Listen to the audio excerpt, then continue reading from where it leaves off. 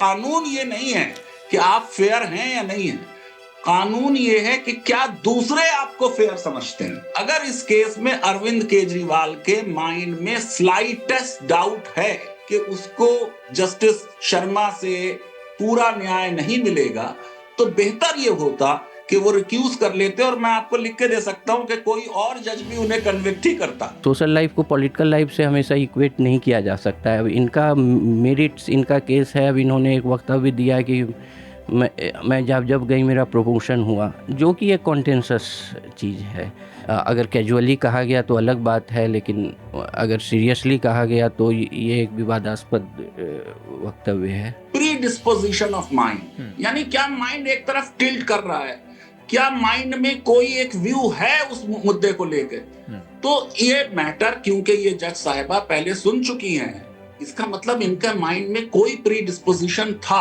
और अगर pre disposition था तो ये केस रिक्यूजल का था। रिक्यूजल इनके लिए बेहतर होता, इनके बच्चों के लिए बेहतर होता, और इंडियन जुडिशियल सिस्टम के लिए बेहतर होता। संयोग ऐसा रहा कि अभी हाल ही के दिनों में मैं अंडमान घूमने के लिए गया था, तो मैंने उस जगह को देखा। इस बात में कोई संदेह नहीं कि बहुत ही सुंदर जगह है, और मैंने पहली बार हिंदुस्तान में कोई ऐसी जगह देखी। और ये सारा जो प्रोजेक्ट है घूम फिर के अल्टीमेटली आना है कि वहाँ पर टूरिज्म हो, वहाँ पर रोजगार पैदा हो, ये सारी चीज़ें। और गंदगी वो जो हजारों हजार साल से कोई चीज़ अभी बची हुई है, वो फिर उसी शहरीकरण के चपेट में आकर उसी गंदगी का हिस्सा, और वहाँ पर वही सारी गंदगी फैल जाए। कहा जाता है कि ये जो कई जगहों की बर्बादी के लिए वो ट्रैवल राइटर्स जिम्मेदार हैं, जो उन जगहों को खोज के उनके बारे में लिखते हैं। तो फ्रैंक स्मिथ जो हैं, जिन्होंने वैली ऑफ फ्लावर्स को खोजा था 1931 में, ब्रिटिश माउंटेनियर, उनके बारे में कहा जाता है कि वैली ऑफ फ्लावर्स की बर्बादी के लिए यही जिम्मेदार है, क्योंकि इसने दुनिया को इसने पहली बार नहीं, उसने डॉक्यूमेंट किया कि इतनी खूबसूरत जगह। नमस्कार, मैं हूं अतुल चौरसिया। आपका खर्चा आपकी चर्चा, हफ्ता दर हफ्ता हम एक बार फिर से लेकर आए हैं न्यूज़ लॉन्ड्री का हिंदी पॉडकास्ट एनएल चर्चा।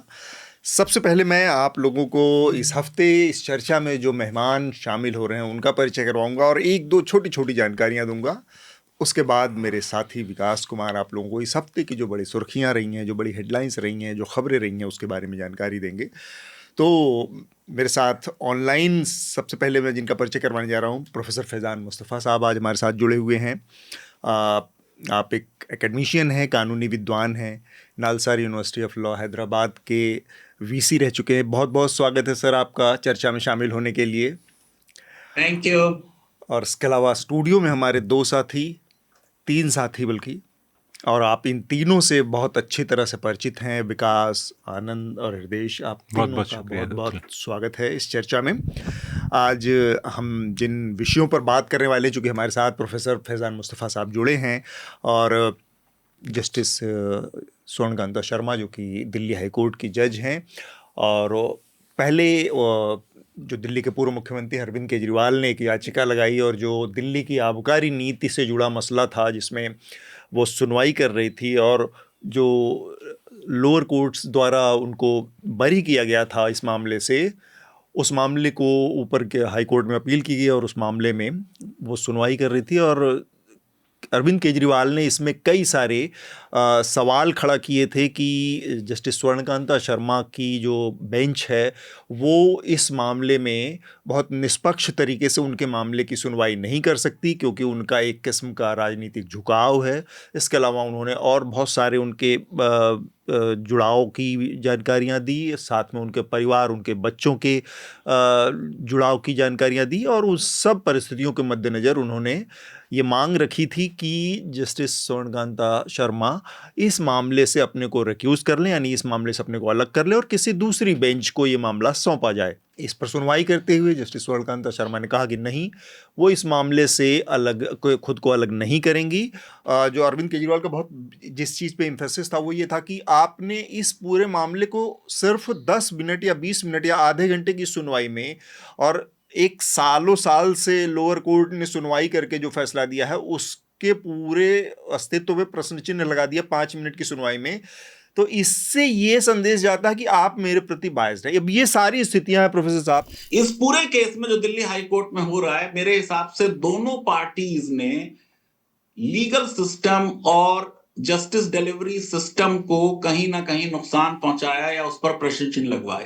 अरविंद केजरीवाल के आर्गुमेंट्स जो उन्होंने अकेले किए कोर्ट में खुद खड़े हो के, उसमें कोई ऐसी चीज नहीं थी जो वो उन्होंने कही और वो उनका वकील नहीं कह पाता।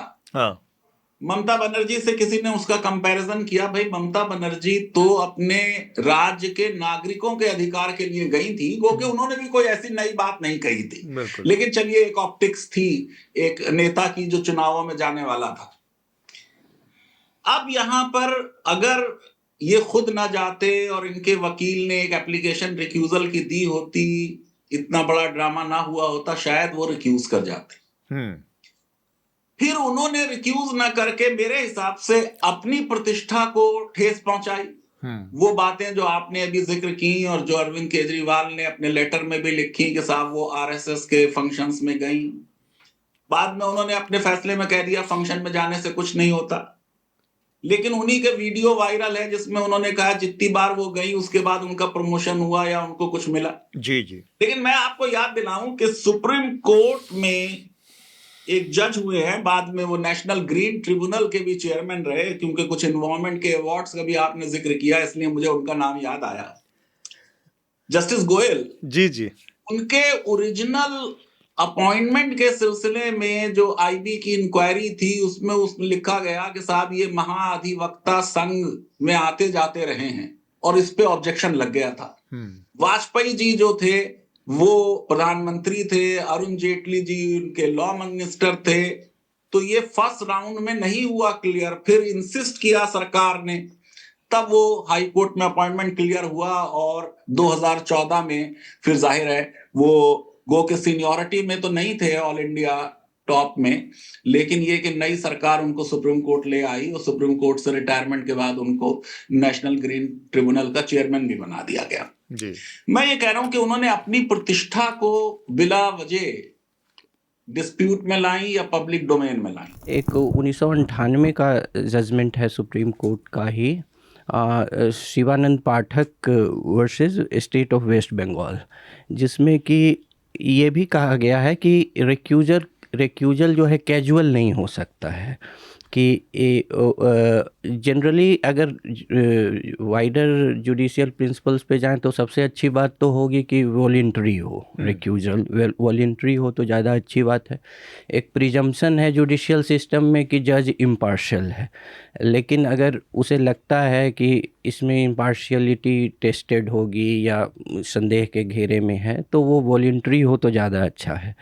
लेकिन ये भी नहीं है कि कैजुअल, अब जैसे आपने कहा कि इससे जो है जुडिशियल सिस्टम में कॉन्फिडेंस का, लेकिन इसका दूसरा पक्ष भी है कि अगर रिक्यूज़ल जो है बराबर डिमांड पे होता रहा जजेस का तो उससे जुडिशियल सिस्टम पे कॉन्फिडेंस कम भी हो सकता है, क्योंकि ये एक बायस की थियरी जो है बहुत, और ख़ासकर पॉलिटिकल फिगर जैसा कि इन्होंने कहा कि वकील के बजाय राजनेता करने लगें, तो इसमें बायस की थियरी जो है काफ़ी परवेशिव हो जाएगी और उससे भी जुडिशियल इम्पार्शियलिटी का जो प्रिंसिपल है वो कमज़ोर प्रभावित होगा। सर ने जिक्र किया जस्टिस रमन्ना का, तो उन्होंने जब ये मामला था, इसका नागेश्वर राव वाला मामला था, जब इसको चैलेंज किया जा रहा था, तो उसमें रंजन गोगोई चीफ वाला, हाँ सीबीआई चीफ वाला रंजन गोगोई साहब, जस्टिस AK सीकरी और रमन्ना ने भी अपने आप को उसमें रिक्यूज़ कर लिया था। उन्होंने कहा कि मैंने इनकी बेटी की शादी अटेंड की है, यहाँ तो आपके बच्चे जो है वो डायरेक्ट जो है बेनिफिशियरी दिख रहे हैं, तो वो तो एक बात तो है।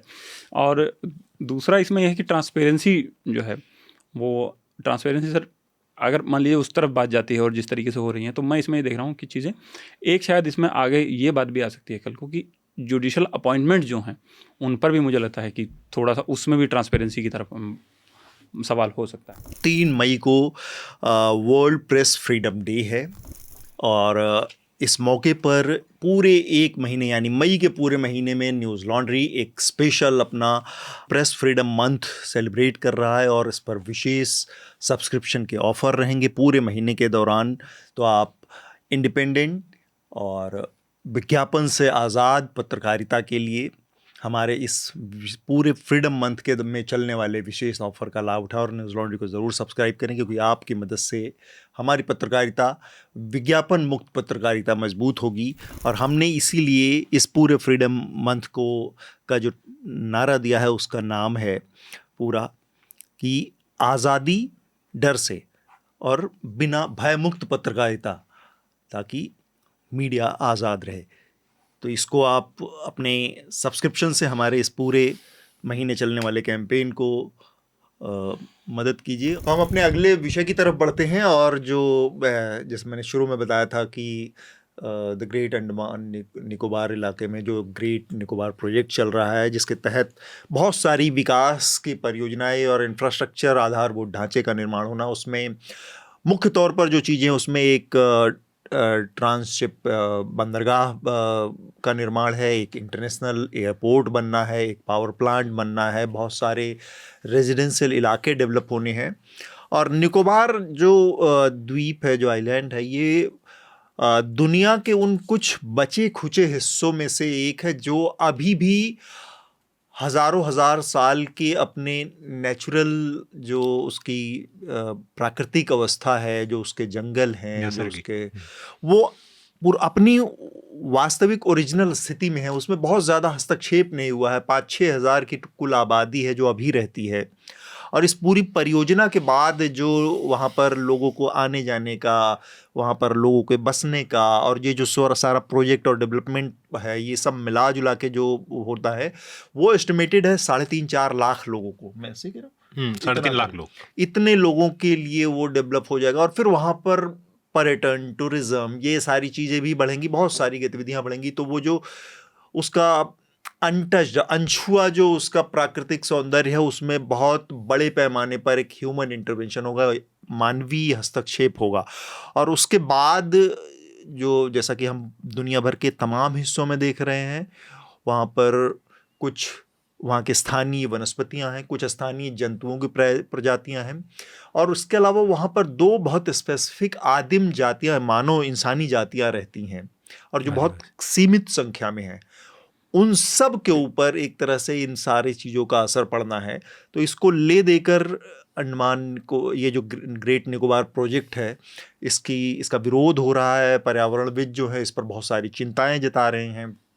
और अभी हाल फिलहाल में, जैसा मैंने बताया था शुरुआत में, कि नेता प्रतिपक्ष राहुल गांधी वहाँ गए और उन्होंने इस पर बड़ी चिंता जताई, और उन्होंने इसको एक तरह से एक बहुत बड़ा स्कैम और उसकी प्राकृतिक संपदा की हत्या करार दिया। इसमें एक सवाल ये उठाया गया है जो मुझे ज़्यादा महत्वपूर्ण लगता है, क्योंकि वहाँ एंडेमिक प्रजातियाँ हैं, ये तो सच है, जिसको बचाने की बात है, जिसका आप भी जिक्र कर रहे थे कि जो मैकॉक है वहाँ पर, या जो वहाँ पर कछुए हैं उनको, या वहाँ की एक स्पेशल एक एंडेमिक प्रजाति है बर्ड की, उसको बचाना, ये सब बायोडाइवर्सिटी के लिए बहुत ज़रूरी होते हैं। तो वो तो सवाल है, लेकिन इससे भी बड़ा सवाल मुझे तब इसका इंटरेस्ट जगा जब पत्रकारों ने और जानकारों ने लिखना शुरू किया कि इसमें उस प्रोसेस को वायलेट किया गया जिस प्रोसेस के जरिए इतना बड़ा प्रोजेक्ट क्लियर किया जाना चाहिए। तो उस पर भी सवाल हैं, और गंभीर सवाल हैं। लेकिन सरकार ने ये कह दिया है कि एनवायरनमेंट मिनिस्ट्री की इसको क्लियरेंस है, और एक्सपर्ट अप्रेजल कमेटी होती है ऐसे प्रोजेक्ट्स के लिए, उसकी इसको अप्रूवल है। और एनजीटी को ने कहा है कि इस प्रोजेक्ट में सेफगार्ड्स को माना गया है, मतलब कि प्रॉपर सेफगार्ड्स अपनाए जा रहे हैं। अब वो प्रॉपर सेफगार्ड्स क्या हैं, उसमें सरकार ने कहा है कि इस पे हम प्रॉपर रीप्लांटेशन होगा जो जगह है, और हम बहुत छोटे हिस्से को, बहुत छोटे तो नहीं, मैं अपनी ओर से कह रहा हूँ, उन्होंने कहा है कि इसके बड़े हिस्से, एक हिस्सा जो है वो अनटच्ड रहेगा।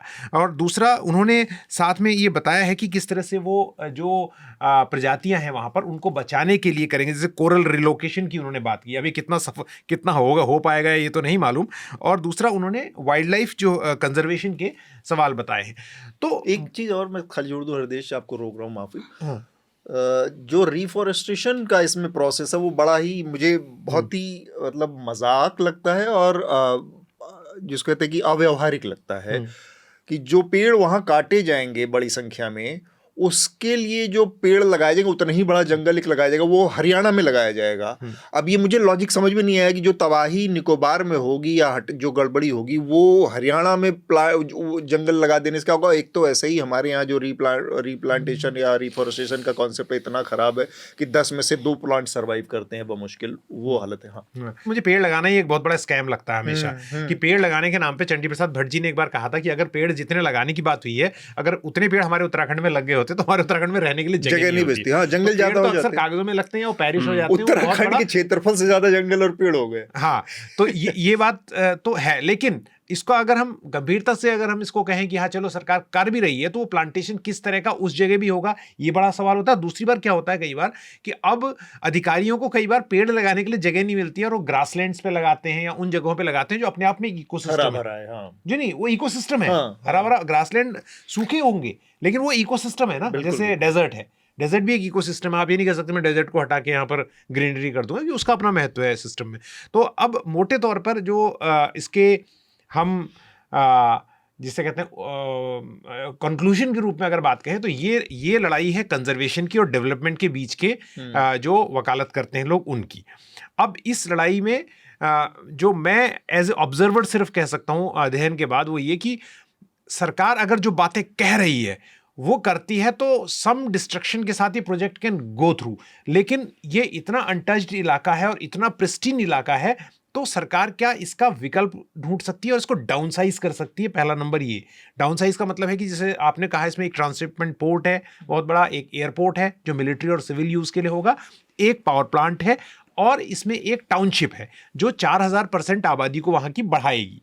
अब इसमें भी क्लियर लोगों को पूरी बात बतानी है, 4000% इसलिए लग रहा है क्योंकि अभी आबादी बहुत ही कम है वहां पर, लेकिन जो बना रहे हैं तो ये एक बहुत बड़ी बात है। लेकिन ये बहुत बहुत महत्वपूर्ण इलाका है। इसमें मुझे सरकार के प्रोजेक्ट को पुश करने से ज्यादा इस बात का ज़्यादा मेरा विरोध है, या जो मैं कह सकता हूं कि रिजर्वेशन है, वो ये कि सरकार ने वहां पर जाने में अब लोगों के लिए ये बता रहे हैं, लोग जो वहां जाना चाहते हैं, जो साउथ इंडिया में रहते हैं, जिनके लिए संसाधनों की नज़र से जाना है, वहां पर बिल्कुल उसे कॉर्डन कर दिया है। मतलब वहां पर काफ़ी नज़र रखी जा रही है कि वहां कौन से लोग जाएंगे, क्या वो रिपोर्टिंग करेंगे। मुफ्त में बस इतना ही।